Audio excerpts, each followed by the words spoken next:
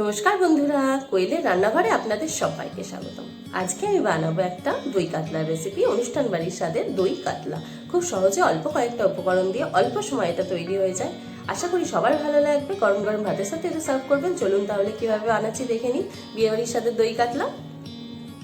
অল্প সামান্য কয়েকটি উপকরণ দিয়েই তৈরি হয়ে যায় দই কাতলা। তার জন্য আমি এখানে 4 পিস মাছ নিয়ে নিয়েছি। এগুলোকে আমি ভালোভাবে ধুয়ে নিয়েছি। এছাড়া আমার লাগবে 1.5 চামচ পোস্ত, গরম মশলা, এখানে চারমগজ আমি জলে ভিজিয়ে রেখেছি, টক দই, এটা আমি ভালোভাবে ফেটিয়ে নিয়েছি যাতে কোনো লাম্পস না থাকে। এছাড়া আমার পেঁয়াজ, আদা, রসুন, কাঁচা লঙ্কা আর লাগবে গোলমরিচ। প্রথমে আমি মাছগুলোকে নুন হলুদ মাখিয়ে ভেজে নেবো।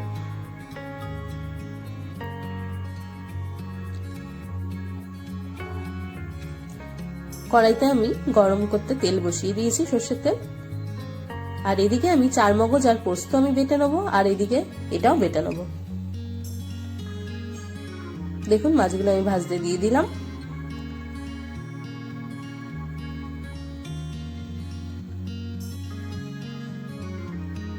মাছ আমার ভাজা প্রায় হয়ে গেছে। এই পর্যায়ে আমি মাছগুলোকে তুলে নিচ্ছি। এবার আমি ওই মাছ ভাজা তেল থেকে একটু তেল কমিয়ে নিলাম। ওই তেলেই আমি রান্নাটা করব। আপনারা ওই তেলেই করার চেষ্টা করবেন। গরম মশলা আমি এখানে ফোড়ন দিয়ে দিলাম। এরপর যে পেঁয়াজ, আদা, কাঁচা লঙ্কা, রসুন একসাথে পেস্ট করে রেখেছিলাম সেটা আমি এখানে দিয়ে দিচ্ছি।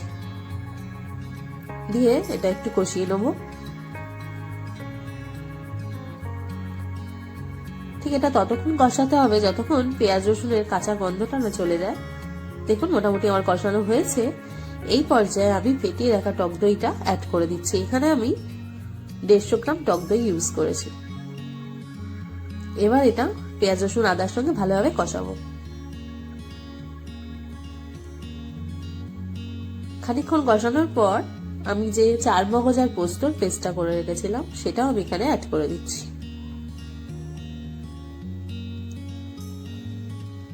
দিয়ে এটা দিয়ে আমি কষাতে থাকবো তেল ছাড়া অবধি।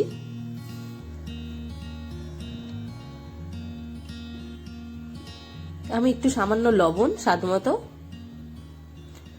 আর সবকিছু ব্যালেন্স করার জন্য একটু চিনি অ্যাড করছি। এখানে চিনিটা আপনারা স্কিপও করতে পারেন, বাট দিলে টেস্টটা ভালোই হয়।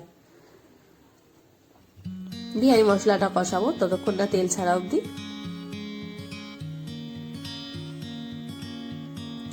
দেখুন তেল ছেড়ে গেছে, সাইডে দেখেই বুঝতে পারছেন।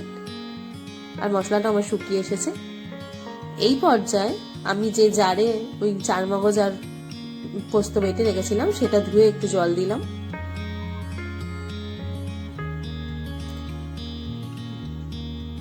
যেহেতু এখানে লাল লঙ্কার গুঁড়ো পড়বে না, তাই জন্য এখানে কাঁচা লঙ্কা ইউজ করছি আর গোলমরিচের গুঁড়ো। কাঁচা লঙ্কা দিয়ে দিলাম চিড়ে রাখা দুটো, আর দিয়ে দেবো একটু গোলমরিচের গুঁড়ো। ঝালটা আপনারা বুঝে এখানে অ্যাড করবেন।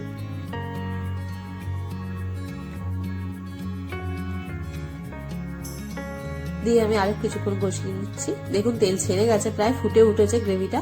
এই পর্যায়ে আমি ভেজে রাখা মাছগুলো এখানে অ্যাড করে দেবো।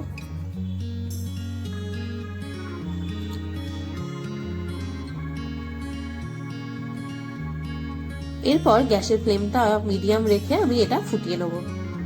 এক পাশ হয়ে গেলে আরেক পাশ উল্টে দেবো। দেখুন গ্রেভিটা ফুটে উঠেছে ভালোভাবে। মাছগুলো মোটামুটি সেদ্ধ হয়ে গেছে আর তেলও ছেড়ে গেছে ভালোভাবে।